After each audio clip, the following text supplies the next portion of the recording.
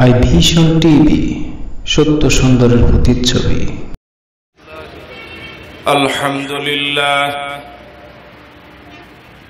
আলহামদুলিল্লাহ নাহমাদুহু ওয়া নাস্তাঈনুহু ওয়া নাস্তাগফিরুহু ওয়া নু'মিনু বিহি ওয়া নাতাওয়াক্কালু আলাইহি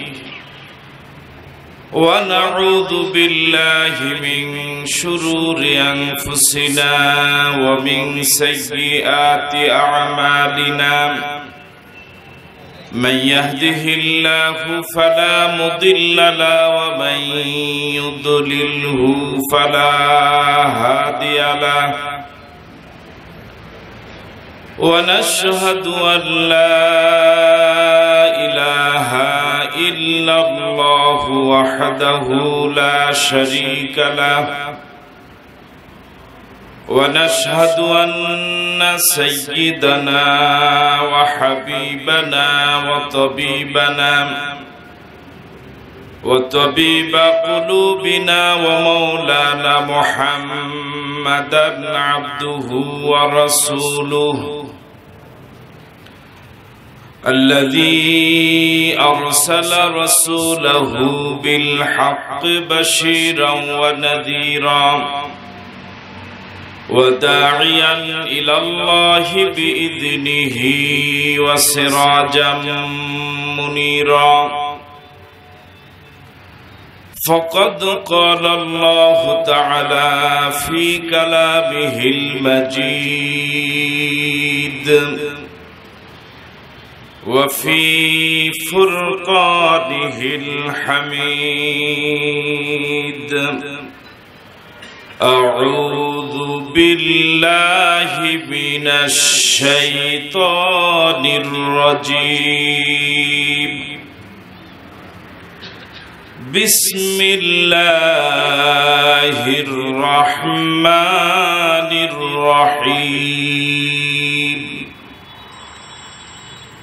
والنازعات غرقا والناشطات نشطا والسابحات سبحا فالسابقات سبقا فالمدبرات أمرا.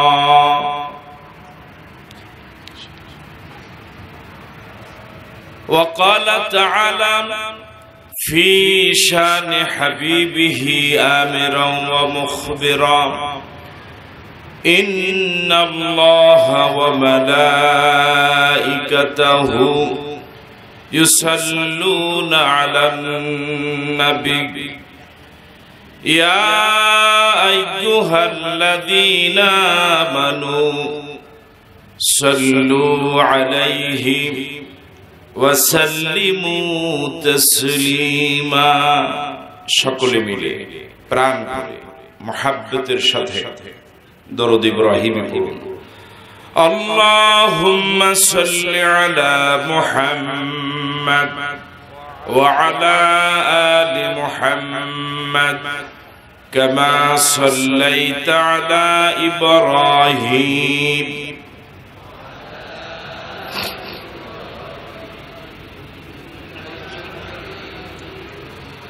اللهم بارك على محمد وعلى آل محمد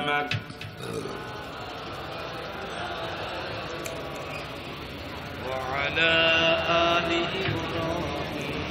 إنك حميد مجيد.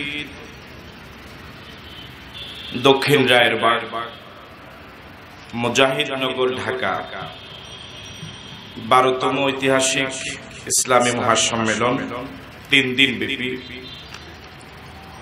আজ দ্বিতীয় দিবস। এই মাহফিলের মহতারাম সভাপতি, বিশিষ্ট ব্যবসায়ী জনাব মোহাম্মদ হুমায়ুন সরকার, সহ সভাপতি জনাব মফিজউদ্দিন মুন্সি, আজকের মাহফিলের আমন্ত্রিত মেহমান, বিশিষ্ট ইসলামী চিন্তাবিদ মাওলানা আল আমিন হুসাইনি, আলোচনা পেশ করেছেন মাওলানা সাইদুল ইসলাম আসাদ। আমন্ত্রিত শ্রদ্ধাভাজন হাজারাত উলামায়ে কেরাম, মুরব্বিয়ানে আযম, ইসলামী মহাসম্মেলন কমিটির সম্মানিত সদস্যবৃন্দ, আমার প্রিয় যুবক বন্ধুরা, ব্যবসায়ী ভাইরা, পর্দার অন্তরালে শ্রবণরতা শ্রদ্ধা মা এবং বোনেরা, সকলকে আবারও সশ্রদ্ধ সালাম, আসসালামু আলাইকুম ওয়া রাহমাতুল্লাহি ওয়া বারাকাতুহু।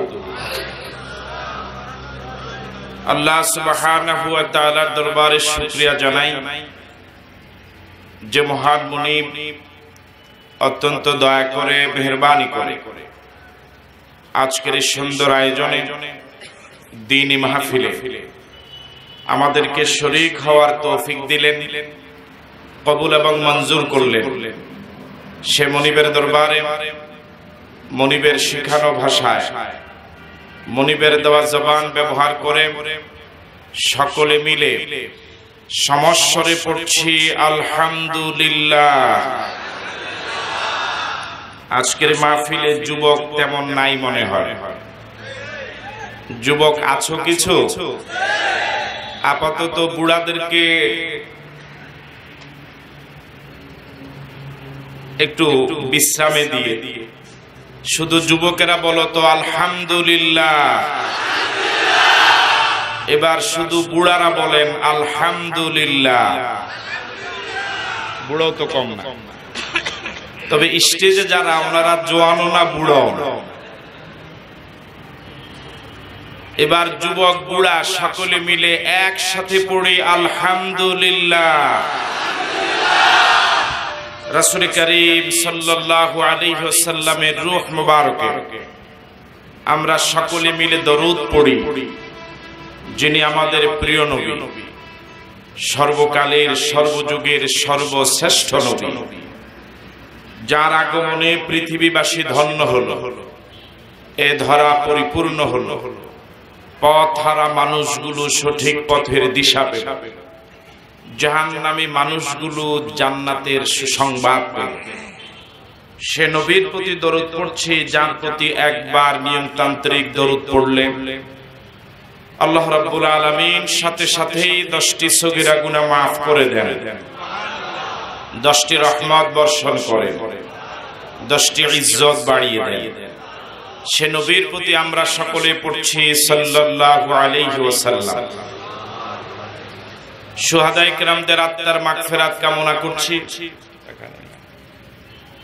দ্বীনের জন্য যারা জীবন দিলেন, মাজলুম হয়ে কবরে গেলেন, পৃথিবীর বিভিন্ন অঞ্চলে বিভিন্ন সময়ে এ হাজারো জনতা নিয়ে ফরিয়াদ করছি, মুনিব তুমি তাদের সকলকে শহীদ হিসাবে কবুল করো। 52 সনে ভাষার জন্য যারা জীবন দিলেন, বিশেষ করে 71 সনে স্বাধীনতার জন্য যারা জীবন দিলেন, যাদের জীবনের বিনিময়ে স্বাধীনতা পেলাম, স্বাধীন ভূখণ্ড পেলাম, জাতীয় পতাকা পেলাম, মানচিত্র পেলাম, পৃথিবীর বুকে স্বাধীন দেশের নাগরিক হিসেবে পরিচয়ের সুযোগ পেলাম, জাতির সূর্য সন্তান বীর মুক্তিযোদ্ধাদের জন্য দোয়া করছি।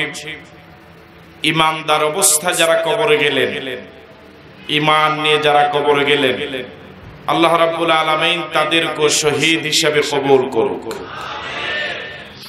এখনো যে সকল বীর মুক্তিযোদ্ধা ভাইরা জীবিত আছেন, আল্লাহ রাব্বুল আলামিন তাদের সহ আমাদের সকলকে ইসলামের জন্য কবুল করুক। আপনাদের সকলকে আন্তরিক ধন্যবাদ এবং মোবারকবাদ জানিয়ে আমরা আলোচনা শুরু করছি ইনশাআল্লাহ বিতৌফিকিল্লাহ বিইজনিল্লাহ। আপনারা শহরের মানুষ, শুধু শহর নয়, রাজধানীর মানুষ। আমার বিশ্বাস আপনারা অনেক সচেতন। এই জন্য আলোচনা আল্লাহ রাব্বুল আলামিন যতক্ষণ কবুল করবেন, সকলকে মনোযোগী হয়ে স্বতঃস্ফূর্ত জবাবের মাধ্যমে ইনশাআল্লাহ শেষ পর্যন্ত আল্লাহ পাক আমাদেরকে এভাবে থাকার তৌফিক দান করে বলি আমিন। আমি শুরুতে কোরআন মজিদের একটি সূরার প্রথম 5টি আয়াত তেলাওয়াত করেছি। সূরাটির নাম আন-নাজিআত। সূরার নাম আন-নাজিআত। যুবকেরা কি চলে গেছে মনে হয়? আগের যুবকরা কি এখন নাই? শুধু যুবকেরা আওয়াজ দিলেও তো মনে হয় মাহফিলটা চাঙ্গা থাকার কথা। সূরার নাম আরেকবার বলি, এই সূরাতে আয়াত রয়েছে 46টি, রুকু রয়েছে 2টি। এই সূরার ক্রমিক নাম্বার 79। রাসূল করিম সাল্লাল্লাহু আলাইহি ওয়াসাল্লামের হিজরতের আগে নাজিল হয়েছিল, এজন্য সূরাটিকে বলা হয় মাক্কিয়া। আমি আবারও বলছি, সূরার নাম আন-নাজিআত, আয়াত 46, রুকু 2, ক্রমিক নাম্বার 79। সূরাটি মাক্কি।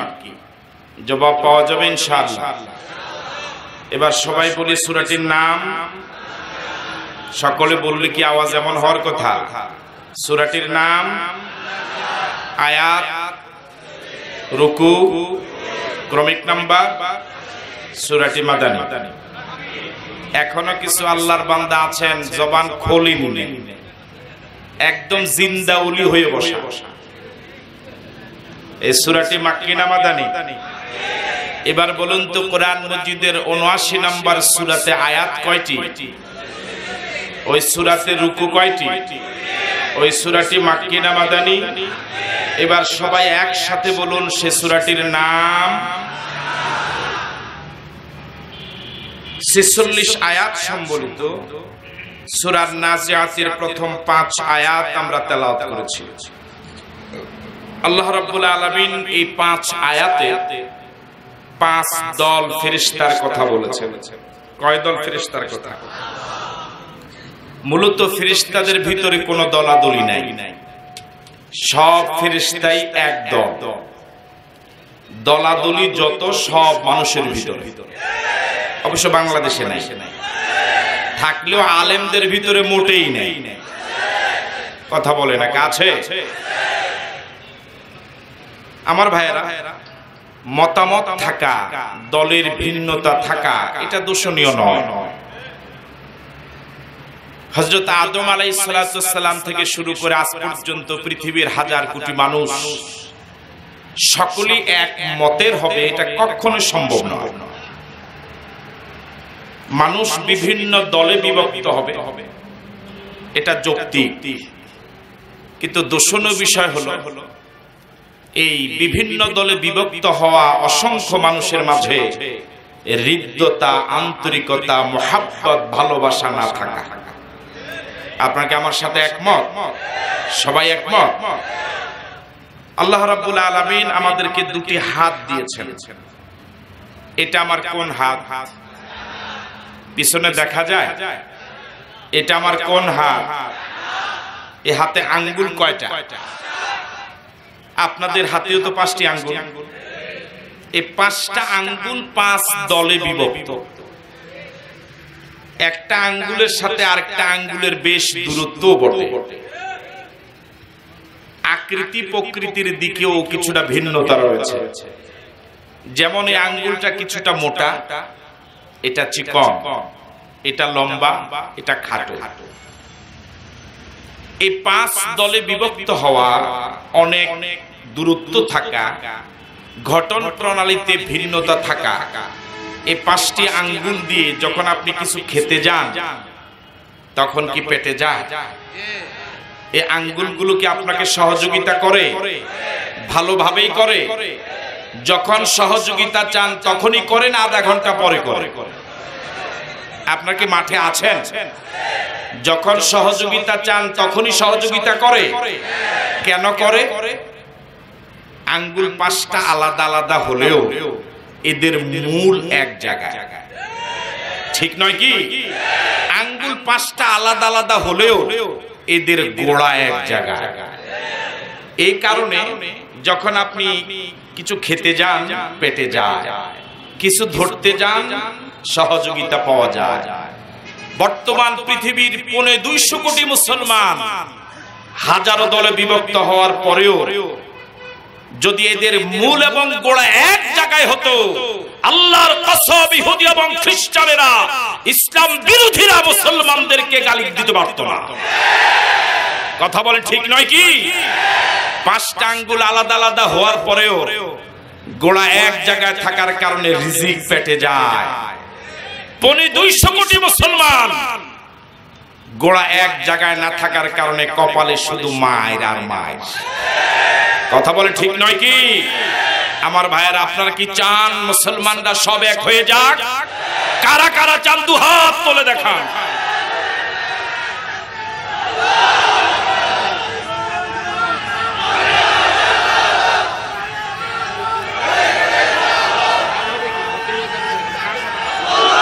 এই জজবা কিছু সময় থাকবে তো ইনশাআল্লাহ?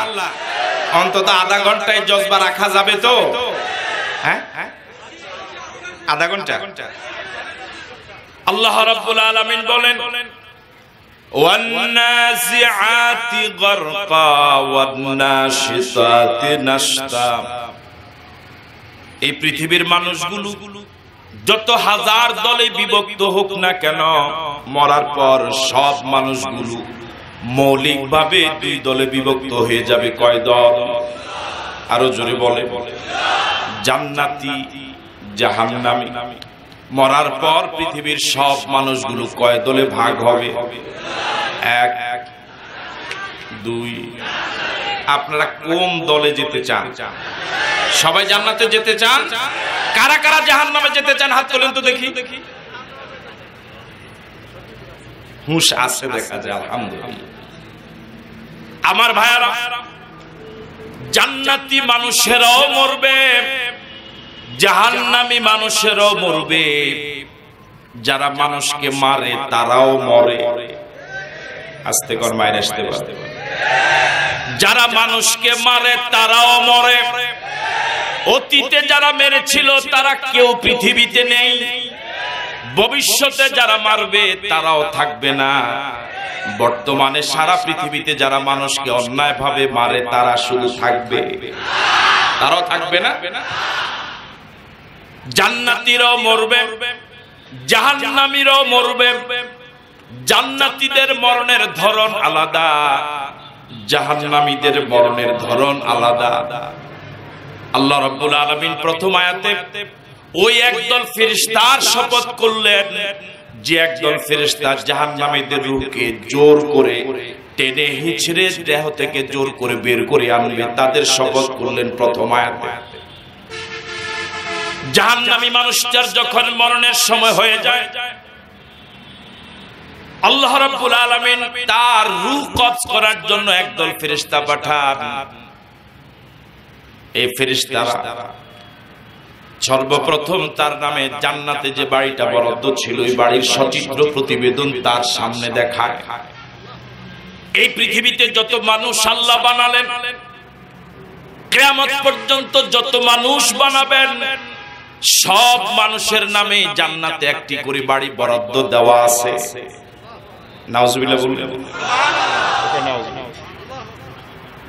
শহরে মানুষ এমন, জোরে বলেন আলহামদুলিল্লাহ।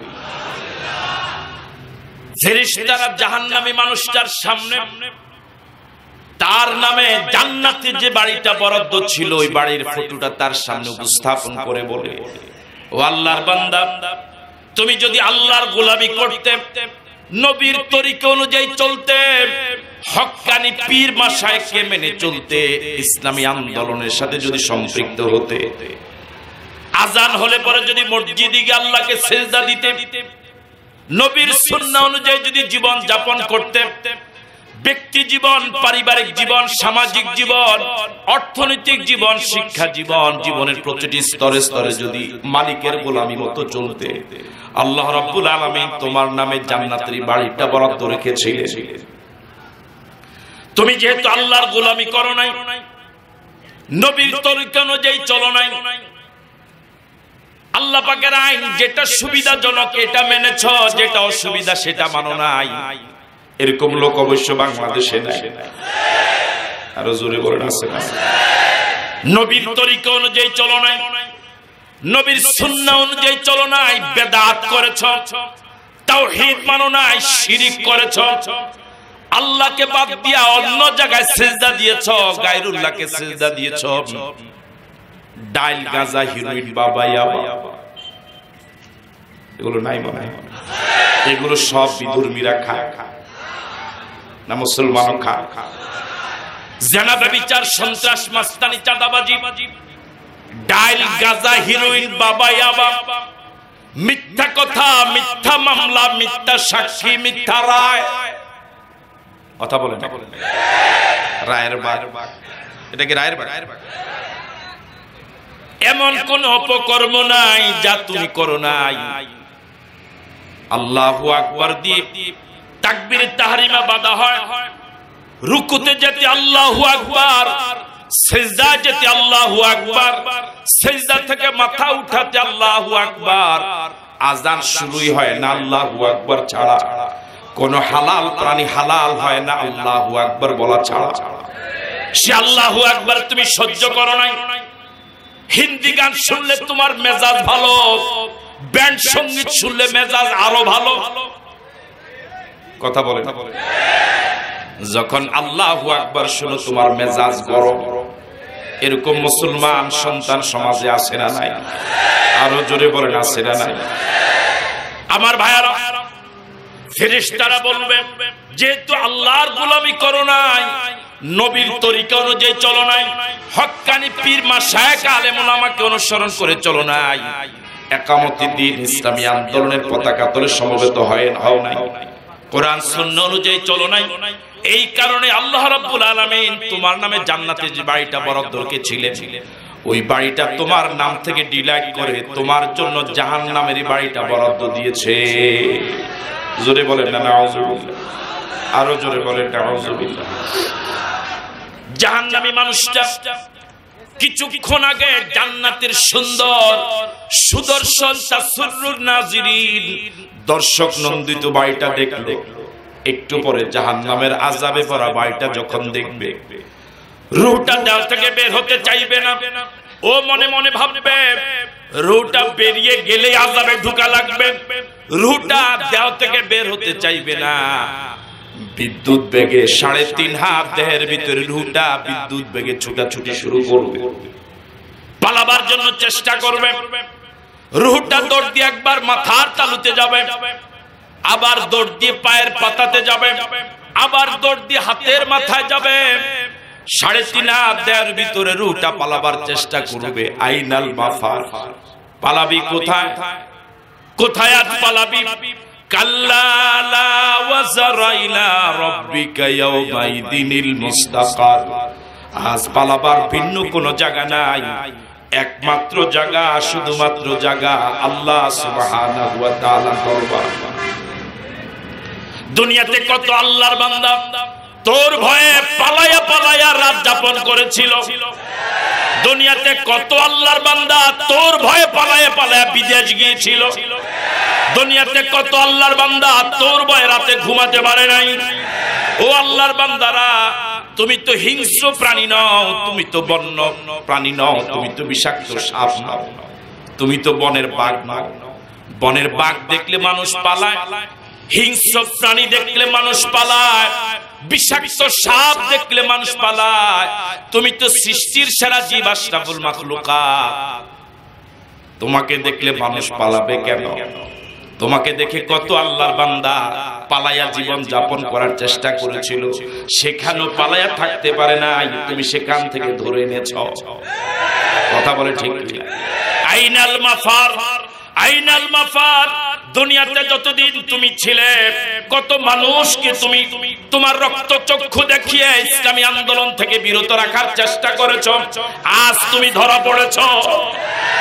আইনাল মাফার, পালাবি কোথায়? কাল্লা লা ওয়াজরা ইলা রাব্বিকা ইয়াওমাইদিনিল মুস্তাকার। পালাবার বিকল্প কোনো জায়গা নাই, একমাত্র জায়গা আল্লাহ সুবহানাহু ওয়া তাআলার দরবার। ইন্না বাতশা রাব্বিকা লাশাদীদ, ইন্না বাতশা রাব্বিকা লাশাদীদ। আল্লাহর ধরা বড় নরম। শক্ত অনুবাদ জানো তো? দেখা যায় আল্লাহর ধরা শক্ত না নরম? আরো জোরে বলে। পৃথিবীতে বিভিন্ন বাহিরের হাতে ধরা পড়লেই ছাড়া পাওয়া যায় না, আল্লাহর হাতে ধরা পড়লে বুঝি ছাড়া পাওয়া যাবে। ইন্না বাতশা রাব্বিকা লাশাদীদ, আল্লাহর ধরা বড় মজবুত ধরা, পালিয়ে যাওয়ার কোনো জায়গা নাই। চতুর্দিকে ফেরেশতারা দাঁড়িয়ে আছে। আল্লাহ রাব্বুল আলামিন এই ফেরেশতাদের শপথ করলেন সূরা নাজিয়াতের প্রথম আয়াতে। রূহটা দৌড় দিয়ে যখন পায়ের মাথাতে যাবে সেখানে ফেরেশতা আছে না নাই? যখন দৌড় দিয়ে মাথার তালুতে যাবে সেখানে মনে হয় ফেরেশতা নাই, যখন হাতের তালুতে যাবে সেখানে মনে হয় নাই। ও যুবক, ও যুবক, বুকে জড়িয়ে ধরে বলি, কপালে চুমু দিয়ে বলি, কাদের পিছনে দৌড়াও? ওরা নিজেরও জাহান্নামী, তোমাকেও জাহান্নামী বানায়। ওরা নিজেরও বেনামাজি, তোমাকে বেনামাজি বানায়।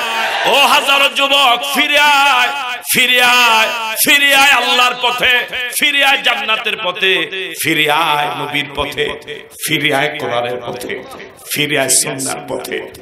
এমন একটা কঠিন জীবন, আল্লাহ নবীর পথে ফিরে না আসলে তোমার জন্য অপেক্ষা করছে।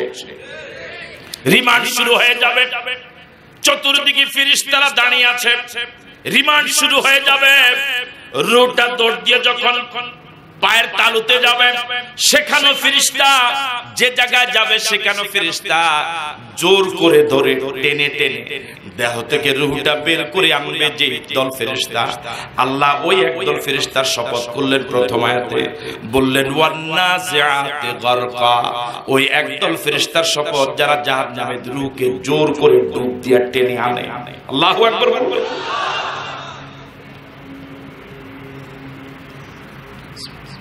এবার দ্বিতীয় আয়াত, জান্নাতীদের মরণের ধরন। আপনারা কি জান্নাতি হতে চান? সবাই চান, সবাই চান। ওয়ান্নাস, আপনি যদি জান্নাতি হন আপনারও মরণ লাগবে। জান্নাতি মানুষটার মরণের সময় যখন হয়ে যায়, ক্বালা রাসূলুল্লাহ সাল্লাল্লাহু আলাইহি ওয়াসাল্লাম, ইন্নাল আবদাল মুমিনা ইযা কানা ফি ইনকিতা'i মিনাদ দুনিয়া ওয়া ইকবালি ইলাল আখিরাহ নাযালা ইলাইহি মালাইকাতুম মিনাস সামা যীদুল ওয়ুজুহ কাআন্না ওয়ুজুহাহুমুশ শামস মা'হুম আকফানুন মিন আকফানিল জান্নাহ ওয়া হুনুতুম মিন হুনুতিল জান্নাহ হাত্তা ইয়াজলিসু মাদ্দাল বাসার আও কামা ক্বালা আলাইহিস সালাতু ওয়াস সালাম। আল্লাহ নবী বলেন, জান্নাতি মানুষটার যখন মরণের সময় হয়ে যায়, আল্লাহ রাব্বুল আলামিন একদল ফেরেশতা পাঠান। ওই ফেরেশতারা আসার সময় জান্নাতি সুগন্ধিযুক্ত কাপড় নিয়ে আসবে, আসার সময় জান্নাতি সুগন্ধিযুক্ত পাত্র নিয়ে আসবে। আল্লাহু আকবার। ওই ফেরেশতাদের চেহারা এত সুন্দর, এত সুন্দর, এত সুন্দর, কাআন্না বুজুহাহুমুশ শামস। প্রত্যেক ফেরেশতার চেহারা দেখলে মনে হবে আকাশের উদীয়মান সূর্য। জোরে বলেন আল্লাহু আকবার। এত অধিক সংখ্যক ফেরেশতা আপনার রূহ কবজ করার জন্য আসবে। মুমূর্ষ অবস্থায় আপনি হয়তো হাসপাতালের বেডে অথবা বাড়িতে, যে জায়গায় আপনি থাকেন না কেন, যেদিকে আপনি তাকাবেন আপনার দৃষ্টি যত দূর যাবে তত দূর শুধু রহমতের ফেরেশতাই দেখতে পাবেন। আমার ভাইয়েরা, এই ফেরেশতারা এসে সর্বপ্রথম আপনাকে জাহান্নামের একটা বাড়ি দেখাবে, দেখিয়ে বলবে, আল্লাহর বান্দা, তুমি যদি আল্লাহর গোলামি না করতে, নবীর সুন্নাহ অনুযায়ী যদি না চলতে, তোমার জন্য জাহান্নামের বাড়িটা বরাদ্দ ছিল। তুমি যেহেতু আল্লাহর গোলামি করেছো, আল্লাহ ছাড়া কারো গোলামি করো নাই, কারো রক্ত চক্ষুকে ভয় করো নাই, আজান হলে পরে আল্লাহকে সিজদা দিয়েছো, মসজিদে গিয়েছো, হক্কানি পীর মাশায়েখ আলেম ওলামাকে শ্রদ্ধা করেছো, জমিন আল্লাহর, আইন চলবে আল্লাহর, জীবন বাজি রেখে স্লোগান দিয়েছো। আপনারা কি স্লোগানের সাথে একমত? আপনারা কি স্লোগানের সাথে একমত? ইসলামী আন্দোলন করেছ, এই অপরাধে মানুষ তোমাকে সমাজচ্যুত করেছে, দেশান্তরিত করার পরিকল্পনা ছিল, মেসেজ ছিল, সেখান থেকে তাড়িয়ে দেওয়া হলো। তোমার আব্বা আম্মা তোমার কলেজের টাকা বন্ধ করে দিয়েছে, তোমার বড় ভাই তোমাকে ফর্ম ফিলআপের টাকা যোগান দেয় নাই। ও যুবক, ও যুবক, একামতে দ্বীনের পথে যদি কষ্ট করে জীবন যাপন করতে পারো, তোমার জন্য এবার ফেরেশতারা জান্নাতের একটা সুন্দর বাড়ি দেখাবে। আল্লাহু আকবার বলবে, আল্লাহর বান্দা, তুমি যেহেতু আল্লাহর গোলামি করেছো, নবীর তরিক অনুযায়ী চলেছো, আল্লাহ রাব্বুল আলামিন এই কারণে জাহান্নামের বাড়িটা ডিলাইট করে তোমার জন্য জান্নাতের সুন্দর বাড়িটা বরাদ্দ রেখেছে। সুবহানাল্লাহ, জোরে বলেন আল্লাহু আকবার। আপনি একটু আগে জাহান্নামের আযাবে ভরা বাড়িটা দেখলেন, একটু পরে যখন জান্নাতের নিয়ামতে ভরা বাড়ি দেখবেন। আন আবি হুরায়রা রাদিয়াল্লাহু তাআলা আনহু قال قال رسول الله صلى الله عليه وسلم قال الله تعالى أعددت لعبادي الصالحين ما لا عين رأت ولا أذن سمعت ولا خطر على قلب بشر أو كما قال عليه الصلاة والسلام। হযরত আবু হুরায়রা রাবি রাসূল করিম সাল্লাল্লাহু আলাইহি ওয়াসাল্লাম বলেছেন, আল্লাহ রাব্বুল আলামিন বলেন, একে বলা হয় হাদিসে কুদসি, আ'দাতু লিইবাদিয়াস সালিহিন। আল্লাহ পাক বলেন, আমার নেককার বান্দা যারা, আল্লাহওয়ালা যারা, নবীওয়ালা যারা, ফরহেজগার যারা, দিনদার যারা, এমন বান্দার জন্য আমি আল্লাহ বানায়া রাখছি। আল্লাহু আকবার বলবেন, বানাবো না, বানানো আছে। মালা আইনুন রাত, এমন সুন্দর জান্নাত, এমন সুন্দর বাড়ি পৃথিবীর কোন চোখ কোনদিন দেখে নাই। সুবহানাল্লাহ। ওয়ালা উযুনুন সামিআত, এমন সুন্দর বাড়ির বয়ান কোনদিন কোন কান শুনে নাই। আল্লাহু আকবার বলবেন। ওয়ালা খাতারা আলা কলবি বাশার, এবং সুন্দর বাড়ির বয়ান কোনদিন কোন কান শুনে নাই, কোন মানুষ কোনদিন মনে মনে কল্পনা করে নাই। সুবহানাল্লাহ। এমন সুন্দর জান্নাতের বাড়ি যখন আপনি দেখবেন, তখন আপনার মনে হবে দুনিয়াটা পচা পচা পচা। এই পচা দুনিয়া আপনি আর থাকতে চাইবেন না। দুনিয়াটাকে মনে হবে জেলখানা। এখান থেকে দেহ থেকে রুহটা বেরিয়ে গেলেই মনে করবেন স্বাধীন। আল্লাহু আকবার। বাল তুসিরুনাল হায়াতাদ দুনিয়া ওয়াল আখিরাতু খায়রুন ওয়া আবকা। ও বান্দা, দুনিয়ার জীবনটাকে প্রাধান্য দাও, অথচ আখিরাতের থেকে অনেক ভালো, আখিরাতের থেকে অনেক অনেক ছাই। বিশ্বাস হয় আপনাদের? আমার ভাইরা, জান্নাতের সুন্দর বাড়িটা দেখার পর আপনার দেহে আর রুহটা থাকতে চাইবে না। রুহটা যত তাড়াতাড়ি বের হবে, ততই জান্নাতের সুন্দর বাড়িতে ঢুকতে পারবে। আল্লাহু আকবার। এবার রাসূল করিম সাল্লাল্লাহু আলাইহি ওয়াসাল্লাম বলেন, ফাতাখরুজু কামা তাসিলুল কাতরাতু মিনাস সিকা। আমার ভাইরা, আপনার রুহটা দেহ থেকে এত সুন্দরভাবে বেরিয়ে যাবে, পানি ভর্তি কলস কাত করলে পরে পানিটা যেভাবে সুন্দরভাবে গড়ায়া পড়ে। সুবহানাল্লাহ। কলস কি চিনে? শহরে মানুষ না চিনারই কথা, কলস কি চিনে? পানি ভর্তি কলস। রাসূল বলেন, কামা তাসিলুল কাতরাতু মিনাস সিকা। পানি ভর্তি কলস কাজ করলে পরে যেভাবে পানিটা গড়ায়া পড়ে, জান্নাতি মানুষগুলো যখন জীবদ্দশা জান্নাতের সুন্দর বাড়িটা তার সামনে দেখবে, তখন আর দেহে রুহটা থাকতে চাইবে না, সুন্দরভাবে দেহ থেকে রুহটা বেরিয়ে যাবে। আর বাঁচতে বলেন সুবহানাল্লাহ। আল্লাহ রাব্বুল আলামিন দ্বিতীয় আয়াতেও একদল ফেরেশতার শপথ করলেন, ওয়ান্নাশিতাতি নাশতা। ওই একদল ফেরেশতার শপথ যারা জান্নাতীদের রূহটা ইজ্জতের সাথে রিসিভ করে হাতে নেয়। সুবহানাল্লাহ। এই ফেরেশতারা আসার সময় জান্নাতি সুগন্ধযুক্ত কাপড় নিয়ে এসেছিল। আপনার রূহটা এই তৃতীয় দল ফেরেশতার হাতে যখন যাবে, তারা জান্নাতি সুগন্ধযুক্ত কাপড়ের ভিতরে আপনার রূহটা রেখে দিবে।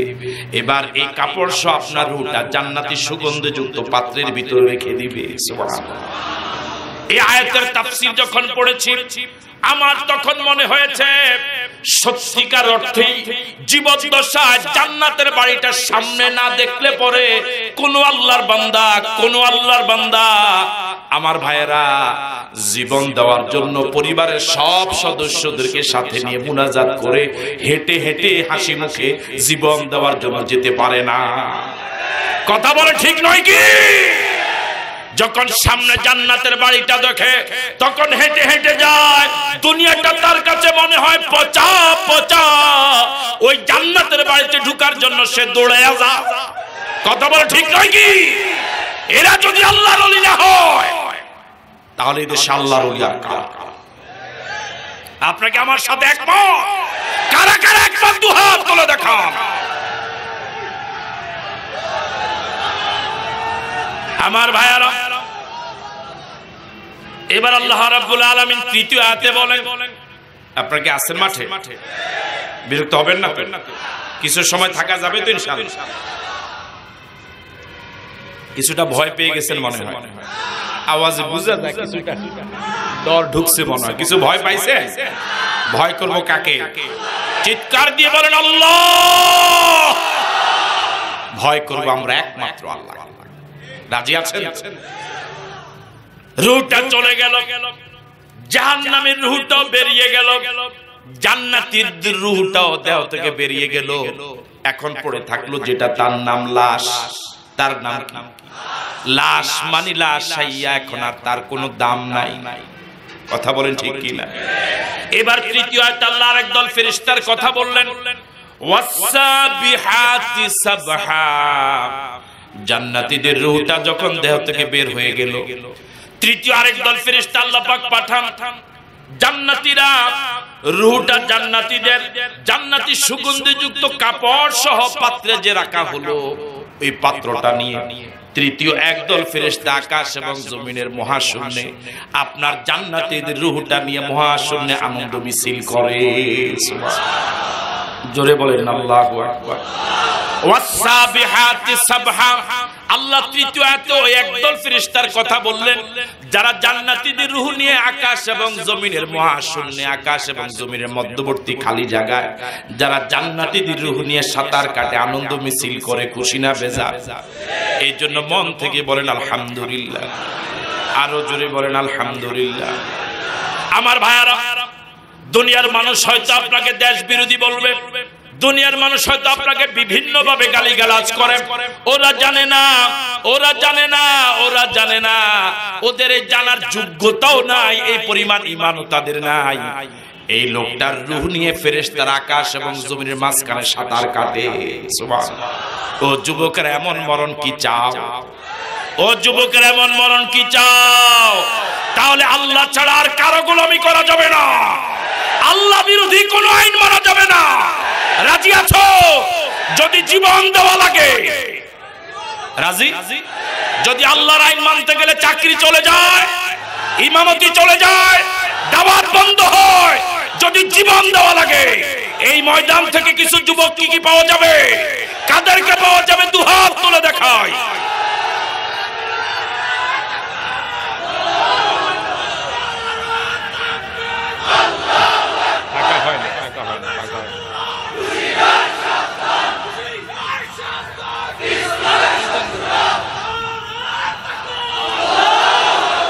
আমি এই স্লোগানটার সাথে একমত না, রাগ করো না। ইসলামের শত্রুদেরকে আমরা হুঁশিয়ার করতে চাই না, আমরা ওদের জন্য দোয়া করি, আল্লাহ তুমি সবাইকে হেদায়েত দিয়ে দাও। ওরা জান্নাতে গেলে কি তোমার জান্নাতে জায়গা কম হবে? বরং ওরা সহ যদি জান্নাতে যেতে পারো, তখন দেখবে যে কি মজা, আল্লাহু আকবার। তখন তুমি ওরে বলতে পারবা, কিরে কেমন লাগে? তখন বলবে আর শরম দিস না। কথা বলে ঠিক কি না? যখন ও সহ তুমি জান্নাতে যাবা, তখন বলতে পারবা, আমি যখন ইসলামী আন্দোলনের পথে গিয়েছিলাম, তুই আমার বিরুদ্ধে কত ষড়যন্ত্র করেছিলি, আজ কেমন লাগে? তখন বলবি ভাই আর শরম দিস না। ঠিক নয় কি? এই জন্য ওদেরকে সতর্ক করার আগে আমি আমার নিজেকে আগে সতর্ক করা দরকার। ঠিক নয় কি? এবার আল্লাহ রাব্বুল আলামিন চতুর্থ আয়াতে বলেন, ফাসসাবিকাতি সাবকা, ফাসসাবিকাতি সাবকা। এই আয়াতের দুইটা তাফসীর। প্রথম তাফসীর হলো, তৃতীয় দল ফেরেশতা আপনার রূহ নিয়ে আকাশ এবং জমিনের মধ্যবর্তী শূন্য জায়গা সাঁতার কাটে। মনোযোগ আছে আপনাদের? এখন আপনার রূহ কোথায়? কথা বলেন না, কোথায়? রুহ এখন দেখে নাই, আছে তো? আলোচনায় রুহ চলে গেছে কোথায়? কথা বলেন কোথায়? বাস্তবে রুহ কোথায়? বাস্তবে লাশ মানে সব লাশ। বাস্তবে এখন রুহ কোথায়? দেহে আছে?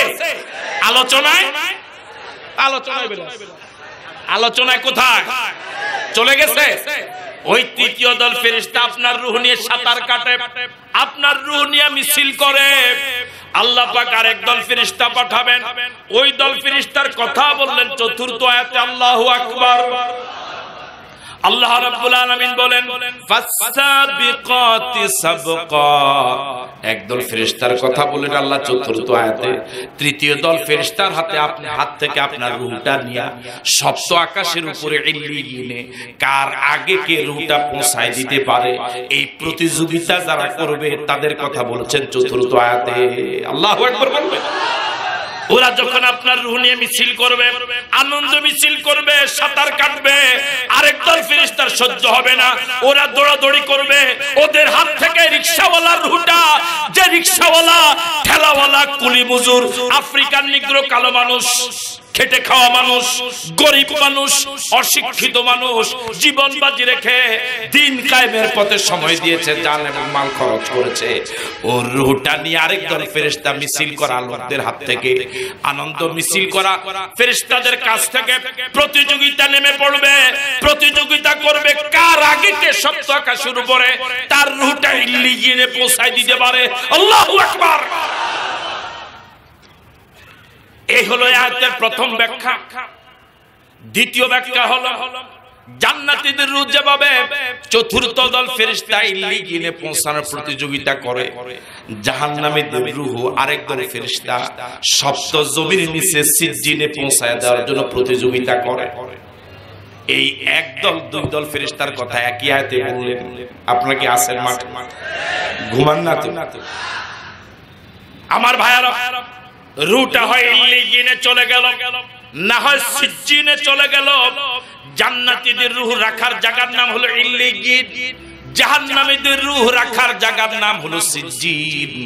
আপনাদের হাজার জনতার কাছে আমার প্রশ্ন, আপনার রূহ ইল্লিয়িনে যাক এটা চান না সিজ্জিনে যাক এটা চান? কোথায় যাক এটা চান? আমার ভাইয়ারা, রূহটা চলে গেল, খাঁচাটা পড়ে থাকলো। আপনজনেরা রোনাজারি করবে, গোসল হবে, কাফন হবে, দাফন হবে। যখন লাশটা কবরে চলে যাবে, ক্বালা রাসূলুল্লাহ সাল্লাল্লাহু আলাইহি ওয়াসাল্লাম, আল কবরু রাউদাতুন মিন রিয়াদিল জান্নাহ আও হুফরাতুন মিন হুফারিন নার। ক্বালা রাসূলুল্লাহ সাল্লাল্লাহু আলাইহি ওয়াসাল্লাম, আল কবরু রাউদাতুন মিন রিয়াদিল জান্নাহ আও হুফরাতুন মিন হুফারিন নার। রাসূল বলেছেন কবর কারোর জন্য জান্নাতের বাগান, কারোর জন্য জাহান্নামের গাড়া। আমার ভাইয়ারা, রূহটা ইল্লিয়িনে চলে গেল, খাঁচাটা পড়ে থাকলো জমিনে, চলে গেল কবরে। এবার আল্লাহ পাক পঞ্চম আয়াতে বলেন ফাল মুদাব্বিরাতি আমরা, ফাল মুদাব্বিরাতি আমরা। আল্লাহ পাক কবরে একদল ফেরেশতা নিয়োগ করে দিবেন। আপনি এখন দুনিয়ার সাধারণ কোনো মানুষ নন, আপনি এখন আল্লাহর জান্নাতের মেহমান। আপনার লাশের নিচে এখন দুনিয়ার মাটি মানায় না। আল্লাহু আকবার। ফালমুদাব্বিরাতি আমরা, ফালমুদাব্বিরাতি আমরা। এই পঞ্চম দল ফেরেশতা আল্লাহ রাব্বুল আলামিন তাদেরকে আদেশ দিবেন ফাফরিশুহু মিনাল জান্নাহ। ও ফেরেশতারা, আমার এই বান্দা বান্দির লাশের নিচে জান্নাতি বিছানা বিছায়া দাও। খুশি না বেজা?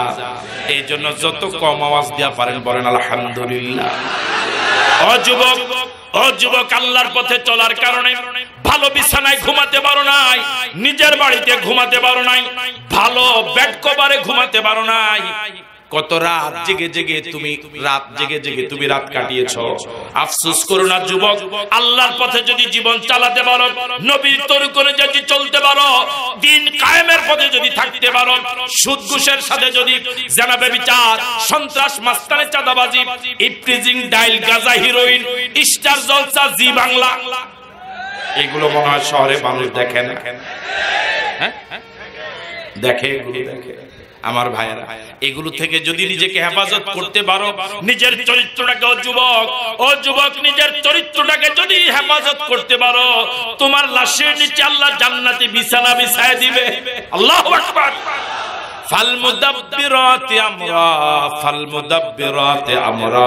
আল্লাহ পঞ্চম একদল ফেরেশতার কথা বলেছেন পঞ্চম আয়াতে, যারা জান্নাতীদের কবরে জান্নাতি ব্যবস্থাপনা করে দিবে। প্রথম জান্নাতি লাশের নিচে জান্নাতি বিছানা বিছায় দিবে। সুবহানাল্লাহ।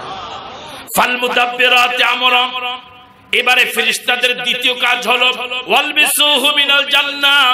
আপনার গায়ে হয়তো মার্কিন কাপড়, হয়তোবা পলিস্টার কাপড়, হয়তোবা যে কাপড়ে আপনি মরেছেন ওই কাপড়ে আপনাকে দাফন করা হয়েছে। আপনি এখন আল্লাহর জান্নাতের মেহমান। আপনার লাশের গায়ে পলিস্টার কাপড়, মার্কিন কাপড় মানায় না। ফাল মুদাব্বিরাতি আমরা, ফাল মুদাব্বিরাতি আমরা। আল্লাহ পঞ্চম দল ফেরেশতাকে আদেশ দিবেন ওয়ালবিসুহু মিনাল জান্নাহ, আমার এই বান্দা বান্দির গায়ে জান্নাতি পোশাক লাগায় দাও। আল্লাহু আকবার। খুশি না বেজা? দুনিয়াতে হয়তো কষ্ট করে জীবন যাপন করেন, একটা পাঞ্জাবি একটা শার্ট গায়ে দিয়ে হয়তো বছরের পর বছর কাটান, আফসোস করবেন না। যদি দ্বীনের পথে অটল থেকে মরতে পারেন, আপনার এই কালো গায়ে কালো শরীর আল্লাহ জান্নাতি পোশাক লাগায় দিবে। আলহামদুলিল্লাহ। 3 নম্বর হলো ফাল মুদাব্বিরাতি আমরা। আল্লাহ পাক পঞ্চম দল ফেরেশতাকে আদেশ দিবেন ওয়াফতাহু লাহু বাবান ইলাল জান্নাহ।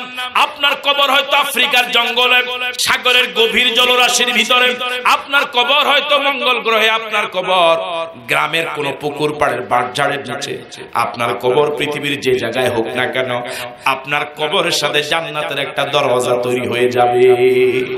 জোরে বলেন আল্লাহু আকবার। আপনি এই কবরে বসে জান্নাতের সুঘ্রাণ আলো বাতাস পেতে থাকবেন। সবাই খুশি না বেজা? আর আসতে বলেন খুশি না বেজা? এই হলো রাসূল যে বলেছেন আল কবরু রাউদাতুন মিন রিয়াদিল জান্নাহ, কবর কারোর জন্য জান্নাতের বাগান। এই হলো জান্নাতের বাগানের ব্যাখ্যা।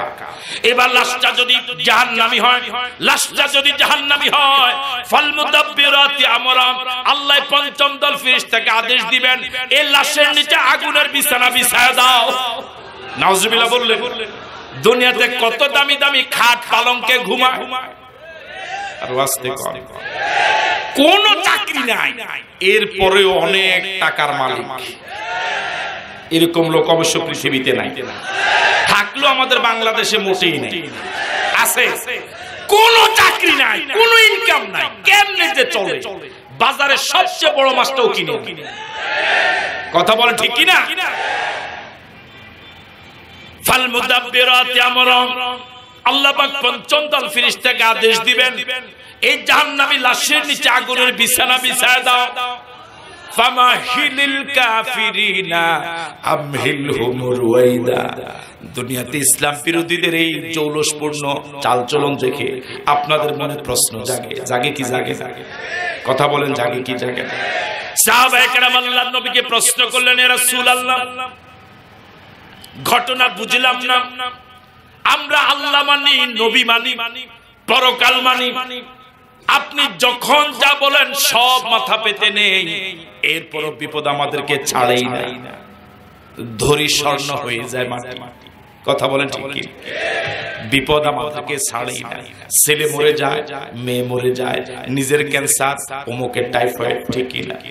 কিন্তু আবু জেহেল, আবু লাহাব, উতবা, শাইবা, মুগীরা, ওরা আপনাকে মানে না, আল্লাহকে মানে না, কোরআন সুন্নাহ মানে না, শরীয়ত মানে না, আল্লাহকে গালি দেয়, নবীকে গালি দেয়, কিন্তু ওরা ধরে মাটি হয়ে যায় স্বর্ণ। ওরে কথা বলে না ঠিক কি? ওরা দামি দামি গাড়িতে চড়ে, ওরা অনেক হাজার কোটি টাকার মালিক, ওদের রোগ বালাই তেমন নাই। কথা বলে ঠিক কি না? রাসূল করিম সাল্লাল্লাহু আলাইহি সাল্লাম সাহাবায়ে কেরামকে বললেন, আফসোস করো না, দুনিয়া মুমিনদের জন্য জেলখানা, কাফেরদের জন্য দুনিয়া জান্নাত। কথা বলেন ঠিক কি না? এবার আল্লাহর নবী বললেন, এই দুনিয়ার দাম আমার আল্লাহর কাছে যদি একটা মশার ভাঙ্গা ডানার সমতুল্য হতো। মশা কি চিনি? আর আসতে বলেন মশা কি চিনি? এই পৃথিবীতে সবচেয়ে সাহসী প্রাণী হলো মশা। কি রে ভাই কথা বলে না আমার ভাইয়েরা? মশা সবাইরই কামড়ায়, কথা কয় না ঠিক কি? এই পৃথিবীতে সবচেয়ে সাহসী প্রাণী হলো মশা। মশা পিশাবরেও কামড়ায়, আর আস্তে কম, মশা হুজুরেও কামড়ায়, মশা স্যারেও কামড়ায়, মশা পুলিশ ভাইকে দেখলেও কামড়ায় না কামড়ায়? যে পুলিশ দেখলে আপনারা দৌড়ান, মশা দেখলে ওই পুলিশ দৌড়ায়। কথা বলেন ঠিক কিনা? কোন হুজুরকে মরার পরেও মশা কামড়ায়। এই জন্য দেখা যায় অনেকের কবরের উপরে মশারি। কথা বলে ঠিক কিনা? ওরা বুঝায় আমাদের হুজুরকে মরার পরেও খায়। আমার ভাইয়েরা, এই মশা জীবিত অবস্থায় তার দাম নাই, মরার পরে তো নাই। এখানে কোন আল্লাহর বান্দা যদি কষ্ট করে 1 কেজি মশা ধরে আনেন জীবিত, কেউ যদি বিক্রি করতে চায়, কেউ কি কিনবেন? কিনবে মনে হয় কেউ। যদি ফ্রি দেয় তাও কি বহন করে নিবে? তার মানে জীবিত হোক মরা হোক মশার কোনো দাম নাই। আল্লাহ নবী বললেন, ও আমার সাহাবায়ে কেরাম শুনো, এই পৃথিবীর দাম যদি আমার আল্লাহর কাছে একটা মশার ভাঙ্গা ডানার সমতুল্য হতো, আল্লাহর কসম করে বলি এই পৃথিবীতে আল্লাহ কোন ইসলাম বিরোধীকে 1 ঢোক পানি গিলার সুযোগ দিতেন না। আল্লাহু আকবার বলবেন না? ও তাওহীদি জনতা, ও রায়ের বাগের ইসলামী সম্মেলনের 2য় দিনের তাওহীদি জনতা, এই দুনিয়ার কষ্টকর জীবনে আফসোস করবেন না। ছেলে রোগা, মেয়ে রোগা, স্ত্রী অসুস্থ, নিজে অসুস্থ, ব্যবসা বাণিজ্যে মন্দা ভাব, শুধু বিপদ আর বিপদ। আপনি আল্লাহর নবীর পথে যদি হাঁটেন, আপনার জন্য বিপদ আসবেই। কথা বলেন ঠিক কিনা? আমার ভাইয়েরা, সাহাবায়ে কেরামকে আল্লাহর নবী বলেন, আবার শুনেন, এই পৃথিবীর দাম যদি আমার আল্লাহর কাছে একটা মশার ভাঙ্গা ডানার সমতুল্য হতো, আল্লাহ রাব্বুল আলামিন কোন কাফেরকে, কোন বেদিনকে 1 ঢোক পানি গিলার সুযোগ দিতেন না। আল্লাহু আকবার। দুনিয়াতে ওরা আরামায়েশে চলে, দামি দামি গাড়িতে চলে, অনেক দামি বেডে ঘুমায়, অনেক দামি বিছানায় ঘুমায়, অনেক দামি খাটে ঘুমায়। আল্লাহ রাব্বুল আলামিন বলেন, আমি একদল ফেরেশতা নিয়োগ করে রেখেছি, ফাল মুদাব্বিরাতে আমরা, এই একদল ফেরেশতা ওদের লাশের নিচে আগুনের বিছানা বিছায় দিবে। আর হুজুরে বলেন নাউজুবিল্লাহ। এবার দ্বিতীয় ব্যবস্থাপনা হলো, ওদের লাশের গায়ে আগুনের পোশাক লাগায় দিবে। নাউজুবিল্লাহ বলবে। 3 নম্বর হলো, ওদের কবর যত টাইলস করা হোক, মোজাইক করা হোক, যত দামি কবর ওদেরকে দেওয়া হোক না কেন, ওদের কবরের সাথে ফাল মুদাব্বিরাতে আমরা, এই একদল ফেরেশতা ওদের কবরের সাথে জাহান্নামের একটা দরজা তৈরি করে দিবে। ওরা কবরে বসে শুয়ে জাহান্নামের দুর্গন্ধ পেতে থাকবে। বলে নাউজুবিল্লাহ। আমার ভাইয়েরা, এই জাহান্নামী লোকদের যখন মরণের সময় হয়ে যায়, হঠাৎ যখন বুঝে আর মনে হয় বাঁচবো না, এরকম একটা অবস্থা হয় কি হয়? এর আগ পর্যন্ত এমন লাভ দেয় মনে হয় আর মরবো। কিন্তু যখন বিপদ আসে, যখন মনে হয় এমন মারাত্মক রোগ আর মনে হয় বাঁচবো না, তখন তারা আল্লাহর কাছে একটা দোয়া করে বলে, রব্বানা লাউলা আখরতানি ইলা আজালিন করিব ফাসাদদাকা ওয়া আকুম মিনাস সালিহিন। মাঠে আছেন আপনারা? সজাগ আছে যুবকেরা? এই জাহান্নামীরা আল্লাহর কাছে দোয়া করে বলবে, লাউলা আখরতানি ইলা আজালিন করিব, ও আল্লাহ এত তাড়াতাড়ি মালাকুল মউত কেন পাঠাইলা? মাত্র চেয়ারে বসলাম, এখনো তো ভালো করে মজাও পাই নাই। ওরে কথা বলেন না ঠিক কিনা? এই মাত্র দুনিয়ার মজা পাওয়া শুরু করলাম। আল্লাহ তুমি কত বেরসিক আল্লাহ, এত তাড়াতাড়ি মালাকুল মউতটা পাঠাইলা। লাউলা আখরতানি ইলা আজালিন করিব, ও আল্লাহ মেয়াদটা যদি আরেকবার বাড়াও, হায়াতটা যদি আরেকবার বাড়াও, কয়েকদিন যদি আবার হায়াত পাওয়া যায়, আমি 2টা ওয়াদা করছি। কয়টা ওয়াদা? জোরে বলেন কয়টা ওয়াদা? ফাসাদদাকা, আমি প্রমিস করছি, ওয়াদা করছি, কথা দিচ্ছি, আমি যত সম্পদের মালিক সব সম্পদ তোমার রাস্তা দিয়ে দিব। কথা বুঝেন? বৈধ অবৈধ যত টাকার মালিক আমি ছিলাম, আল্লাহ যদি মেয়াদ আরেকবার বাড়াও, সব টাকা তোমার রাস্তায় দিয়ে দিব। কয়টা ওয়াদা? আর আছে কয়টা? মোট কয়টা?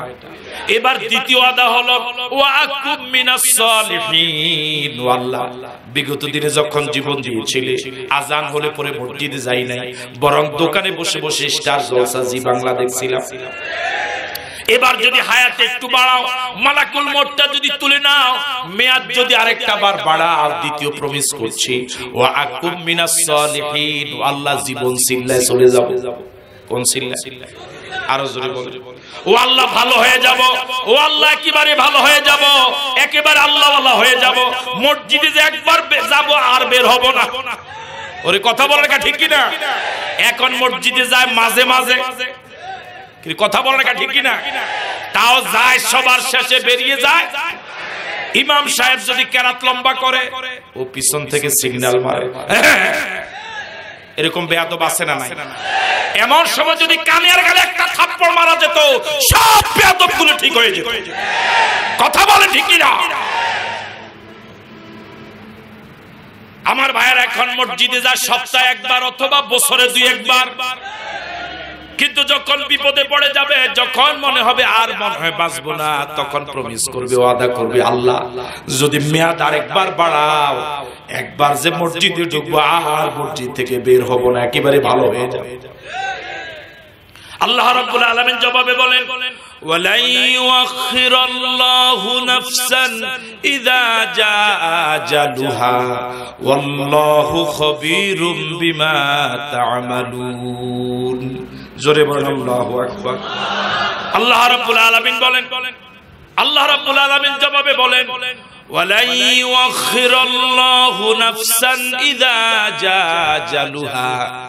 একবার মেয়াদ শেষ হয়ে গেলে আর কখনো দ্বিতীয়বার মেয়াদ বাড়ানো হবে না। আপনাকে আল্লাহর সিদ্ধান্তে একমত? মেয়াদ আর কখনো বাড়ানো ওয়ালা ইউআখিরাল্লাহু নাফসান ইযা জাআ আজালুহা। যখন মেয়াদ শেষ হয়ে যাবে, আজাল যখন এসে যাবে, নির্ধারিত সময় যখন এসে যাবে, আর কখনো সময় বাড়ানো হবে না। আল্লাহু আকবার বলেন। এবার আল্লাহ রাব্বুল আলামিন গুমর ফাঁক করে দিচ্ছেন। আরো কিছু 10 মিনিট ইনশাআল্লাহ। আল্লাহ রাব্বুল আলামিন বলেন ওয়াল্লাহু খাবীরুম বিমা তা'মালুন। দুনিয়ার আপনজনেরা মনে করেছে লোকটা বিপদে পড়েছে, ওয়াদা করেছে আমি ভালো হয়ে যাব, সব টাকা পয়সা আল্লাহর রাস্তায় দান করব। আসলে এতে যে বড় কত বড় বাটপার, এটা সবচেয়ে ভালো জানে কে? আরো জোরে বলে সবচেয়ে ভালো জানে কে? দুনিয়ার আপনজনেরা মনে করেছিল হায়াত পেলে, হায়াত বাড়লে পরে আল্লাহ রাস্তায় সব সম্পদ দান করে দিবে। আল্লাহ রাব্বুল আলামিন বলেন ও দুনিয়ার মানুষেরা, তোমরা জানো না এই লোকটাকে 70 বছর জীবন দিয়েছিলাম, 70 টাকায় ইয়াদ দেয় নাই। ওরে কথা বলে না ঠিক কি না? 70 বছর জীবন দিয়েছিলাম, মসজিদের ইমামের বেতন 1 মাসও দেয় নাই, তারাবির টাকাও দেয় নাই। এরকম মুসল্লি আছে না? বিধবাকে সহযোগিতা করে নাই, এতিমকে সাহায্য করে নাই, মসজিদ মাদ্রাসায় 1 টাকা সহযোগিতা করে নাই।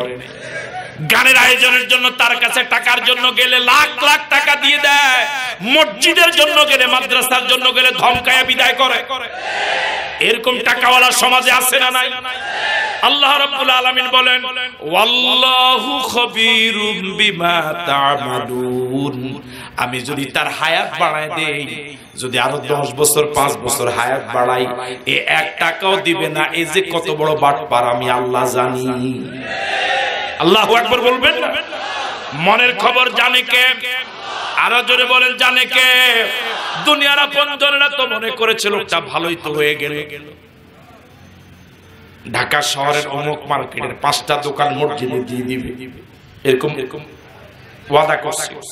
এখন মসজিদের সভাপতি আর সেক্রেটারি শুনে এত খুশি, আল্লাহ 5টা দোকান মসজিদের নামে দিয়ে দিবে।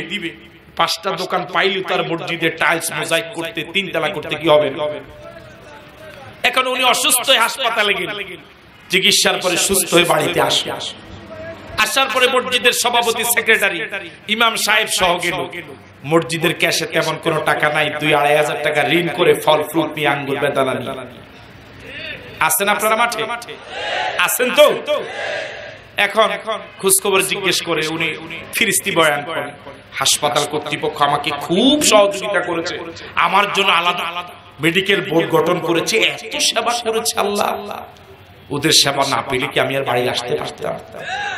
এখন ওনাদের সভাপতি আর সেক্রেটারি সাহেবের, ইমাম সাহেবের কি এই কথাগুলো বেশি ভালো লাগে? মূল কথা তো 5টা দোকান, ওরে কথা বলে না, ঠিক না?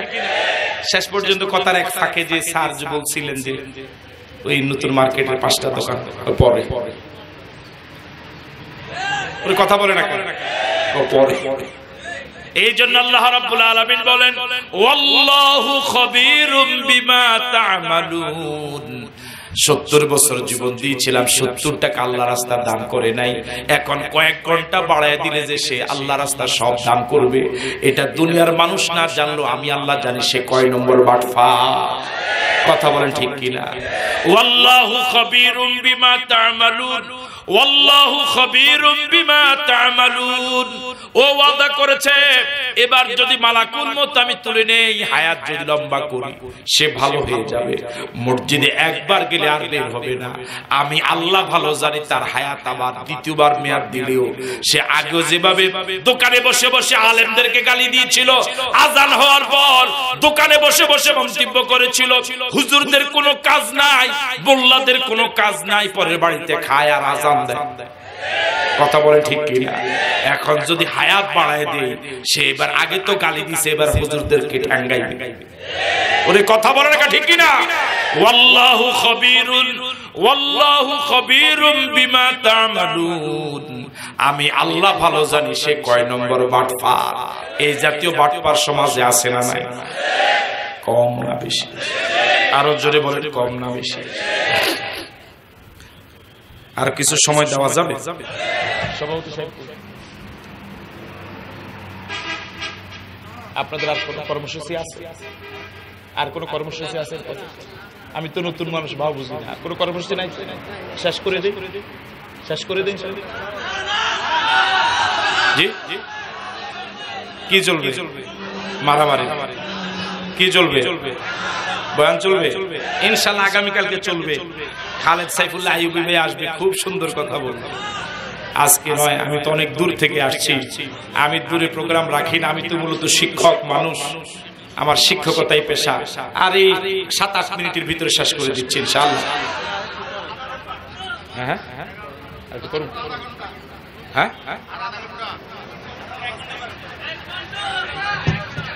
দেখুন একটু আমরা ধৈর্য ধরি। আমার ভাইয়ারা, একজন ইমানদারকে ইবলিস সারা জীবন যত প্ররোচনা দেয়, মরার সময় সবচেয়ে বেশি প্ররোচনা দেয়। আছেন আপনারা মাঠে? আওয়াজ আস্তে আস্তে দিলে মুনাজাত হয়ে যাবে। আছেন মাঠে? ইবলিস চিনেন? আমার ভাইয়ারা, আবু জেহেল, আবুল আহাবদের নাম কি শুনেছেন? ইবলিসের নাম কি শুনেছেন? এখন পৃথিবীতে যারা আছে ওরা কি ইবলিসের মুরিদ না খলিফা? মুরিদ না। ওরা যে পরিমাণ অনুসরণ করে, ওদেরকে মুরিদ বললে ওরা আপনার বিরুদ্ধে মানহানির মামলা দিতে পারে। ওরা এখন খলিফার পর্যায়ে পৌঁছে গেছে। ইবলিস একজন ইমানদারকে বেঈমান বানাবার জন্য সারাটা জীবন যত প্রচেষ্টা চালায়, মরার সময় সবচেয়ে বেশি চেষ্টা চালায়, সে তখন পাগল হয়ে যায়।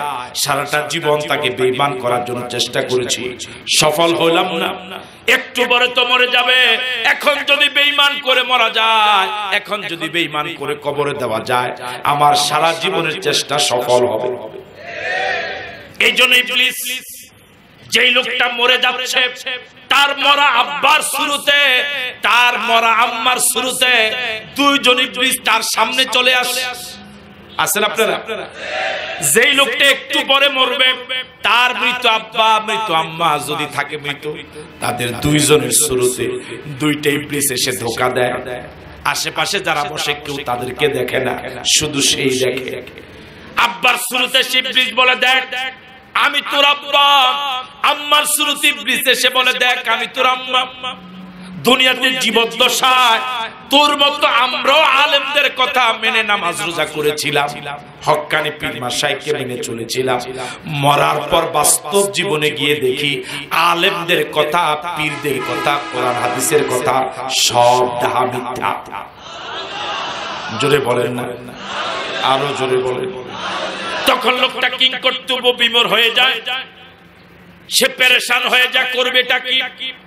আমার আব্বা আম্মা, ও তো আমার আম্মা, ও তো আমার আব্বা। ও বলে নামাজ রোজা নাকি এগুলো দুনিয়াতে যা করেছে সব নাকি মিথ্যা।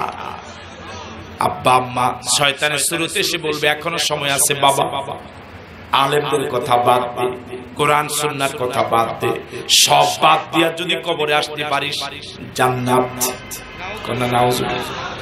এমন কঠিন পরীক্ষা লোকটার জীবনে আর কোনোদিন পড়ে নাই।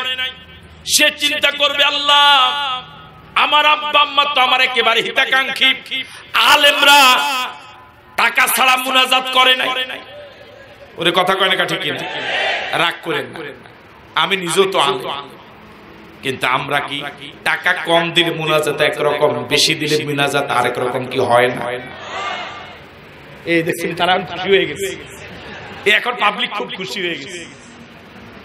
আমার ভাইয়ারা ৫,০০০ টাকা হাদিয়া দিলে মুনাজাত একরকম, ১০,০০০ দিলে আরেক রকম। কথা বলেন ঠিক কিনা? পিসাবরে ১০,০০০ টাকা হাদিয়া দিলে একরকম, ১০০ টাকা হাদিয়া দিলে আরেক রকম। কেউ যদি হাদিয়া দিতে না পারে, টাকা নাই, হুজুর দোয়া করে। ওরে কথা বলে ঠিক কিনা? আমি আশরাফিকে যদি কেউ মুনাজাতের জন্য নেয়, আশরাফি সাহেব আমার আম্মার জন্য একটু মুনাজাত করেন, আম্মা মরে গেল, ১০,০০০ টাকা আমাকে হাদিয়া দিবে। আমি হয়তো চিন্তা করব ১০,০০০ টাকা এক মুনাজাত, একটু যদি না কান দিই লোকটা কেমন মনে করবে? ওরে কথা বলে না ঠিক কিনা? আমার এই চোখের পানি টাকার মায়ের কারণে হতে পারে। ও আলেমেরা শ্রদ্ধা রেখে বলি, পায়ে ধরে বলি, আমার কথায় ভুল বুঝবেন না। আমার আজকে যদি আমাকে ঘোষণা দিত এই সভাপতি সাহেব যে আশরাফি সাহেব চাঁদপুর থেকে আসবেন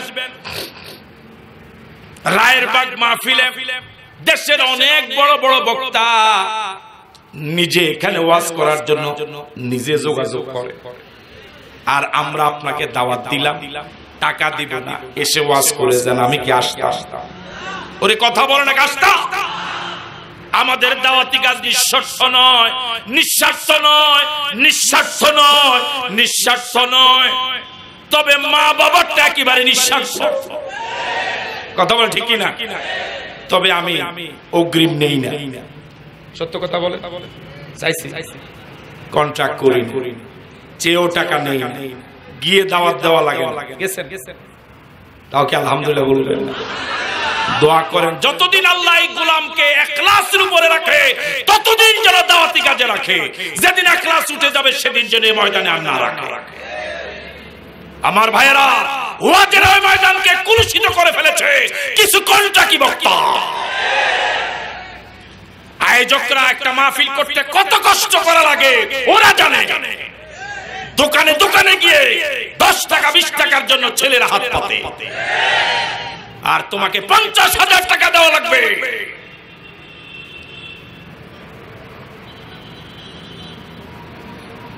আল্লাহ রাব্বুল আলামিন বলেন, ইত্তাবিউ মান লা ইয়াসআলুকুম আজরা ওয়া হুম মুহতাদুন।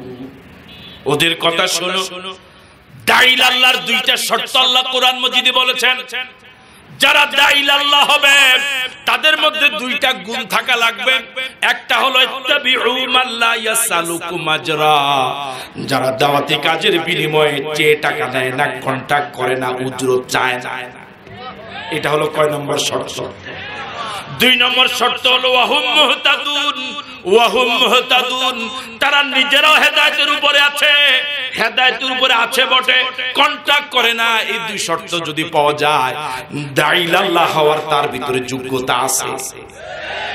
কণ্ঠ যত ভালোই হোক, যত কিচ্ছা কাহিনী বলুক, যদি কন্ট্রাক্ট করে হেদায়েতের উপরে না থাকে, ও শরীয়ত সম্মত দায়ী নয়।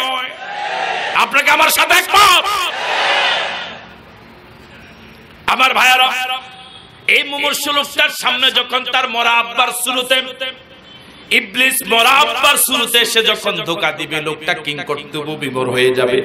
চিন্তা করবে হুজুররা তো স্বার্থের কারণে বলতে পারে, আমার আব্বা আম্মা তো নিঃস্বার্থভাবে আমাকে বলে, নিশ্চয়ই আব্বা আম্মার কথাটা সঠিক হবে।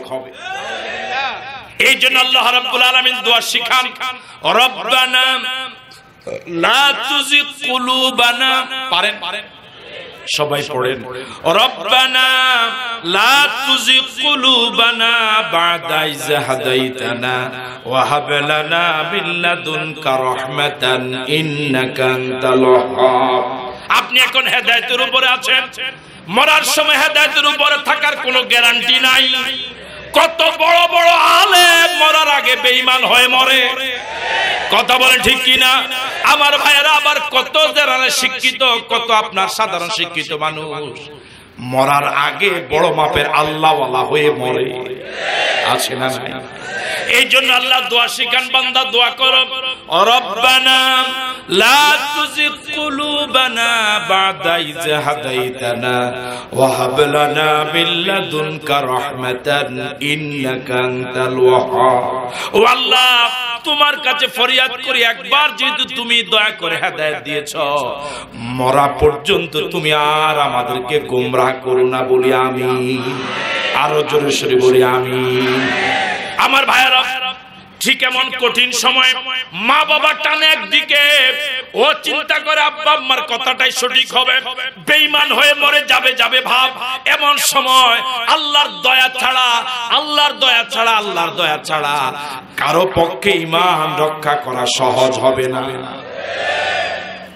আল্লাহ রাব্বুল আলামিন বলেন, ইন্নাল্লাযীনা ক্বালু রাব্বুনাল্লাহ সুম্মা ইসতাকামু তাতানাজ্জালু আলাইহিমুল মালায়েকা আল্লা তাখাফু ওয়া লা তাহজানু ওয়া আবশিরু বিল জান্নাতিল্লাতী কুনতুম তুআদুন। আল্লাহু আকবার। এই কঠিন সময় মরা আব্বার শুরুতে, মরা আম্মার শুরুতে দুইজন ইবলিস এসে যখন টানাটানি করবে, ওকে জাহান্নামে নিয়ে যাওয়ার জন্য যখন চেষ্টা করবে, আল্লাহর দয়া যদি তার প্রতি হয়, আল্লাহ পাক দয়া করে মায়া করে তার ঈমান হেফাজতের জন্য এই কঠিন সময় আকাশ থেকে রহমতের ফেরেশতা তার কাছে পাঠিয়ে দিবে। শর্ত হলো, ইন্নাল্লাযীনা ক্বালু রাব্বুনাল্লাহ, যারা বলে আমার রব আল্লাহ, আমাদের রব কে? চিৎকার দিয়ে বলেন আল্লাহ। আবার বলেন আল্লাহ। আরেকবার বলেন আল্লাহ। ইন্নাল্লাযীনা ক্বালু রাব্বুনাল্লাহ, যারা বলে আমাদের রব আল্লাহ, আমার রব আমার দল নয়, আমার রব আমার পীর নয়, আমার রব আমার নেতা নয়, আমার রব আমার আল্লাহ, আমার রব আমার আল্লাহ, আমার রব আমার আল্লাহ। সুম্মা ইসতাকামু, আল্লাহকে রব মানতে গিয়ে যত বিপদ আসুক, বিপদকে সে মাথা পেতে নেয়, আল্লাহ যে রব এই কথা সে অস্বীকার করে না। সুম্মা ইসতাকামু, অতঃপর এই রব বলেছে এর উপরে অটল থাকে, চাকরি চলে যায়, ইমামতি চলে যায়, দাওয়াত বন্ধ হয়, হামলা হয়, মামলা হয়, দোকান জ্বালিয়ে দেওয়া হয়, দেশ থেকে বের করে দেওয়া হয়, ফাঁসি দেওয়া হয়, দেশান্তরিত করা হয়, সুম্মা ইসতাকামু, অটল থাকে। তাতানাজ্জালু আলাইহিমুল মালায়েকা, যদি অটল থাকতে পারে, আল্লাহ রাব্বুল আলামিন তার ঈমান হেফাজতের জন্য আকাশ থেকে ফেরেশতা পাঠায়া দেয়। জোরে বলেন আল্লাহু আকবার। আমার ভাইয়েরা, ওই রহমতের ফেরেশতা দেখেই ও বুঝতে পারে দুইটা আমার আব্বা আম্মা নয়, ওই দুইটা ইবলিস। আল্লাহু আকবার। সে ফেরেশতা দেখেই বুঝতে পারে এতক্ষণ পর্যন্ত আমাকে বেঈমান করার জন্য, আমাকে ঈমান হারা করার জন্য, আমাকে জাহান্নামী বানাবার জন্য সারাটা জীবন কত কষ্ট করে নামাজ পড়লাম, সারাটা জীবন কত কষ্ট করে রোজা রাখলাম, কত কষ্ট করে হজ করলাম, যাকাত দিলাম, শরীয়ত মতো চলার চেষ্টা করলাম, ইসলামী আন্দোলন করলাম, কষ্টার্জিত টাকা আল্লাহর রাস্তায় খরচ করলাম, নিজের স্ত্রী মেয়েকে পর্দা রাখলাম, মানুষেরা কত গালি দিয়েছে, কত খারাপ বলেছে, ওরা টিভি দেখে, ওরা সিনেমা দেখে, আমি দেখি নাই, ওরা স্টার জলসা দেখে, জি বাংলা দেখে, আমি দেখি নাই। আমার কলিগ পাশের চেয়ারে বসে ওষুধ খায়, ঘুষ খায়, কোটি কোটি টাকার মালিক, ঢাকাতে কয়েকটা বাড়ির মালিক, আমিও তার সমবেতরে চাকরি করেছিলাম, আমি সুদ খাই নাই, ঘুষ খাই নাই, কষ্টকর জীবন যাপন করেছিলাম। এই দুইটা ইবলিস আমাকে, আমার এই কষ্টের আমলটাকে বরবাদ করে, আমাকে বেঈমান করে মরার জন্য চেষ্টা করেছিল। এই ফেরেশতারা দেখে সে বলবে এই দুইটা ইবলিস, এই দুইটা ইবলিস। জোরে বলেন আল্লাহু আকবার। ফেরেশতারা এসে বলবে আল্লাহ তাখাফু ওয়া লা তাহজানু ওয়া আবশিরু বিল জান্নাতিল্লাতী কুনতুম তুআদুন। জোরে সোরে বলেন আল্লাহু আকবার। ফেরেশতারা এসে বলবে আল্লাহ তাখাফু, ও আল্লাহর বান্দা ভয় করো না, চিন্তা করো না, পেরেশান হইও না, ঘাবড়ে যেও না। আল্লাহ তাখাফু ওয়া লা তাহজানু, আল্লাহ তাখাফু ওয়া লা তাহজানু। ও আল্লাহর বান্দা তুমি ভয় করো না, চিন্তা করো না। তুমি সারাটা জীবন ঈমানের উপরে অটল থাকার চেষ্টা করেছো, তুমি যে আল্লাহর প্রতি ঈমান এনেছো, তোমার এই কঠিন বিপদে সে আল্লাহ ঘুমায় তুমি এমনটা মনে করো না। সে আল্লাহ আপন কুদরতে তোমার ঈমান হেফাজত করার দায়িত্ব নিয়েছে।